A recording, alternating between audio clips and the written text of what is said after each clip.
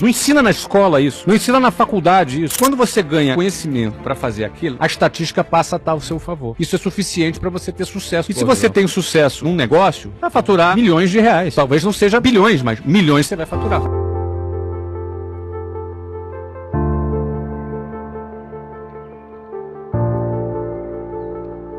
Você joga uma moeda pra cima, vai dar cara ou coroa. A estatística diz que é 50% de possibilidade de ser cara, 50% de possibilidade de ser coroa. Você joga a moeda pra cima. O que eu posso fazer pra cair coroa? No máximo, torcer. E torcer tem algum tipo de efeito? Nada. Já torceu pro teu time e ele perdeu? Nada eu posso fazer para que essa moeda caia em coroa. Eu não posso fazer nada. Absolutamente nada no ser torcer. Isso é sorte. Agora, vou abrir uma empresa. Tem fatores alheios à minha vontade? Sim ou não? Sim. Quais são? Economia, o dólar. Você já vendeu com economia boa?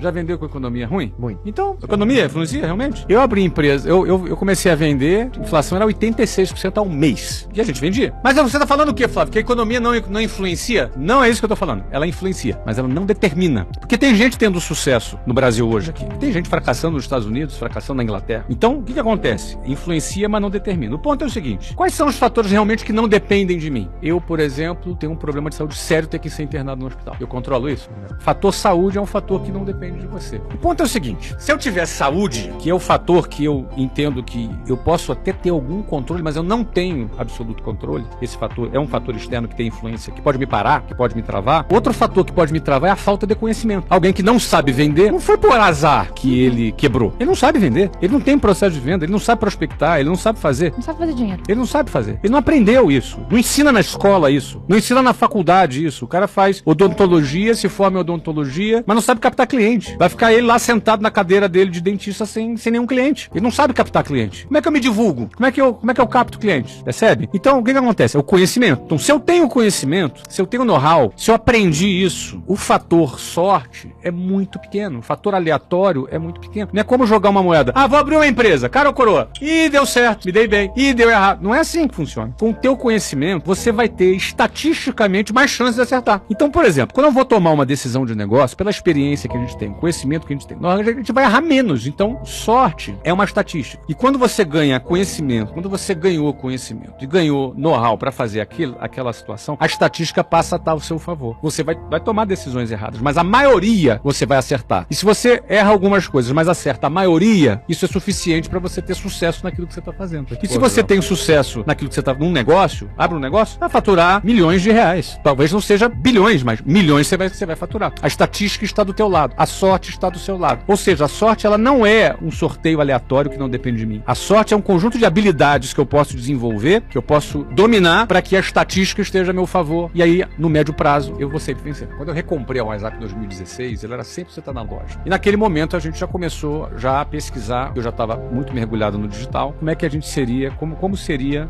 um produto digital nosso. 2016. 2018 inteiro a gente gastou uma tonelada de dinheiro e levou mais de 15 ou 20 pessoas para os Estados Unidos, ficaram lá em Los Angeles, produzindo conteúdo da WhatsApp Online. 2018. 2019, a gente lançou. Poxa, 2019, um pouco antes. Agora, quando começou? Foi 2019? Foi 2018? Sabe quando começou? Quando eu estava criando geração de valor em 2011. Quando não existia influenciador, não existia coach, não existia marketing digital, nada disso. Começou lá. Mas alguém pode dizer assim, Flávio, mas você poderia ter aprontado esse produto para 2021. E quando a pandemia chegou, você poderia não ter esse produto. Isso é verdade absoluta. E que mérito eu tive nisso? Nenhum. Isso foi um presente que eu ganhei. É verdade. Foi um presente. Ganhei esse presente. O timing da nossa foi um timing perfeito para a pandemia. Porque quando entrou a pandemia, eu já tinha o produto e a gente estourou. Eu não tive. Agora, estatisticamente, eu estava trabalhando nisso há um tempão. Não é uma coisa aleatória. Agora, o timing ter coincidido naquele momento foi um presente que eu ganhei. Quer chamar isso de sorte? Tá bom, pode ser sorte. Agora, o que aconteceria se eu não tivesse aquele produto pronto 4 meses antes? O que ia acontecer é que eu ia aprontar ele nos 4 meses seguintes, ia gastar uma grana a mais, ia deixar de faturar alguma coisa, mas chegaria no mesmo lugar. Como muitas outras empresas tiveram que fazer. Como muitas outras empresas tiveram que fazer. Como eu mesmo já tive que fazer em outras situações. Então, nesse momento, o timing me favoreceu. Entendeu? Agora, quando você tá no jogo, quando você tá fazendo as 100 ligações, a sorte acontece também. Esse é o ponto, entendeu? Então, isso me ajudou eu me antecipar um tempo e ter faturado um pouco mais. Mas se não tivesse esse produto, a gente teria feito 4 meses depois, entendeu? A capacidade de gerar dinheiro, dinheiro é diferente da capacidade de gerenciar o dinheiro. São duas capacidades diferentes. Algumas pessoas têm as duas, outras têm só uma, outras têm nenhuma. Então, vamos lá. O cara que conseguiu a capacidade de gerar dinheiro, ele pode ser que ele não tenha a capacidade de gerir o dinheiro, e isso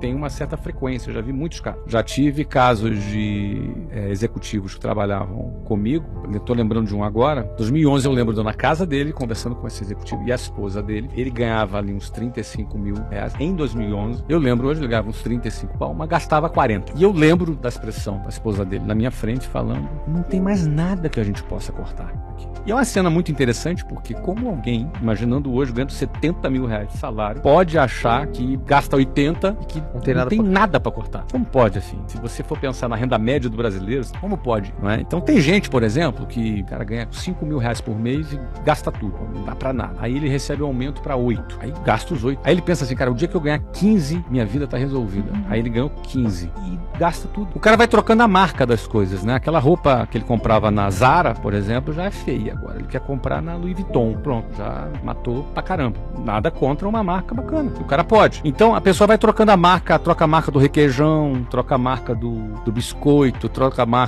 o tamanho do apartamento, a marca do tênis, do relógio, e de repente ele tá ali. Então, no fundo, é como se, por mais que ele ganhe, ele sempre tem um defeitozinho aqui no consumismo dele que ele vai gastar mais. Eu tive o privilégio de ter a Luciana do meu lado, que a Luciana sempre foi a gestora financeira. Eu acredito muito na parceria de quem tem competência de gerar dinheiro junto com quem tem competência de gerir o dinheiro. Inclusive numa empresa. Eu acredito muito em dois sócios de uma empresa. Geralmente, quando a gente orientava uma franquia, eram geralmente dois sócios. Eu acredito muito assim, um cuidando da venda, o outro cuidando da gestão. Eu acredito muito nessa parceria. Eu acho que o mundo ideal, Fabi, para aquele cara que ganha, que gera dinheiro, se ele tiver um parceiro ou uma parceira que se responsabilize pela outra parte. E que esses dois caminhem juntos e façam pactos, acordos, e que esses acordos sejam cumpridos. Sabe aquela que, amor, cheguei aqui, comprei, era uma oportunidade única. Já viu isso? Ele chega Tava na promoção. Tava na promoção. Tem que ter disciplina, tem que ter orçamento, alguém que cuide do orçamento. Geralmente o cara que ganha grana, ele sempre pensa que ganha muito mais do que ganha de fato. Geralmente ele tem ganho variável. Pior ainda. É pior ainda porque ele pensa assim, quer ver? Ele ganha em média 7 mil por mês. Só que tem mês que ele ganha 5, tem mês que ele ganha 9, mas a média é 7. Pra mim, o maior inimigo do enriquecimento é estilo de vida. Estilo de vida. Então, olha só, ele ganha 7, tem mês que ele ganha 5, mas tem mês que ele ganha 9. Mas na cabeça dele ele ganha 9 sempre. Sim. Ele ganhou 9 uma vez, eu ganho 9 sempre. Então, na cabeça dele, ele começa a ter o estilo de vida de 9. Então, o ideal é sempre a gente ter, por exemplo, você ganha 5, recebeu um aumento pra 8, cara, meu conselho, continua vivendo no 5. Continua vivendo no 5. E o 3, você vai investir no teu futuro. É isso aí. Aí aumentou para 12. Cara, aumenta para 6 o teu custo de vida. E os outros, você, pô, mas Flávio, até quando? Compensa. Isso é um estilo de vida. Tem gente que se preocupa muito em parecer rico. É muito melhor você estar juntando uma grana. Pô, gente, a Selic tá 12,75. E vai subir mais. Sabe o que isso significa? Significa que você botar 100 mil reais aplicado numa renda fixa, mequetrefe, sem risco, vai ganhar ali 13 pau por ano. Isso dá mais de R$1.000 por mês de rentabilidade. Se tiver 1 milhão, é 10 mil. Então, isso aí no ano, no tempo, 1 ano, 2 anos, 3 anos, 4, você dobra esse capital aí em 4 anos, 5 anos. O que você botou lá, você dobra. Uma coisa é fato. Tem que ter ambição. Ela não pode faltar. Sem a vontade, não vai acontecer. A pessoa precisa ter vontade. Da vontade, a gente vai achar alguma solução que está a nosso alcance. E aí pode ser que alguém ache alguma coisa que ela pode fazer na vida no meio dessa trajetória. Eu não pensei assim, vou vender e vou fazer uma carreira de sucesso de vendas e depois vou abrir uma empresa. Nunca pensei em nada disso. Eu só pensei em resolver um problema que eu tinha. Eu queria ser independente de casar. Eu nasci pra ser músico, eu poderia dizer isso, entendeu? A primeira vez que eu peguei a flauta, eu toquei. E aí, no primeiro dia que eu toquei a flauta, eu tocava 20 músicas. Uma semana depois, eu tocava qualquer música. Uma música aí, eu tocava. Então não era uma coisa assim, eu decorei. Eu tinha uma coisa diferente com a música.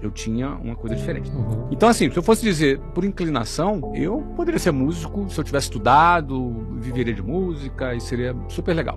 Eu não diria que eu nasci pra vender. That's the point. Esse é o ponto. Porque eu sempre fui tímido, sempre fui retraído, sempre fui uma pessoa, assim, rolava uma festa e eu tava no cantinho. Eu sou assim. Então eu não sou aquele cara que tem aquele estereótipo expansivo, entendeu? Mas senta aqui, bota o microfone, a gente tá conversando, eu tô aqui realizando como se fosse uma venda, um trabalho aqui. Então, teoricamente, e o que me levou a vender, eu já falei algumas vezes, é o porque venda foi meio para um fim, que era ganhar grana para eu me casar, para depois eu ter minha vida, construir as coisas que eu queria, etc, etc e tal. Então eu penso que quando a gente deseja alguma coisa, ambiciona alguma coisa na nossa vida, a gente ativa alguns poderes que não são naturais, que a gente tem que tomar posse desses poderes e a gente lutar com aquelas armas e começar a desenvolver essa competência com essas armas. Então a venda foi uma dessas armas que apareceram na minha vida e que eu enxerguei, com essa arma eu vou atingir o que eu quero. Então eu comecei a lutar, usar essa arma, usar, daqui a pouco eu fiquei bom nessa arma e fiquei bom, mesmo não sendo a minha aptidão natural, minha inclinação genética, digamos assim. Então eu penso que o dom é uma inclinação que a gente recebe, é um sorteio genético que a gente recebe. Dom é isso. Agora, um dom não desenvolvido, ele pode ser enterrado. Ele é um desperdício. Ele pode ser desperdiçado. De certa maneira, se eu quisesse ser um músico muito top, essa oportunidade eu desperdicei porque não desenvolvi. Mas de maneira consciente, você quis desperdiçar. Foi a escolha que eu escolha. fiz. Foi a escolha que eu fiz. E foi uma escolha consciente e eu estou ok com essa escolha. Porque eu tô satisfeito, não é? Tô feliz com o que eu toco. Até sigo algumas pessoas. Se você observar meu Instagram, Sim. eu sigo alguns guitarristas ali. Então, eu vejo, vou ampliando minha referência, vou aprendendo coisas também. Mas não é aquela coisa assim, não, eu vou me desenvolver muito. Não faz parte da minha meta. Mas eu acabei me desenvolvendo naquilo que não era a minha aptidão, talvez natural.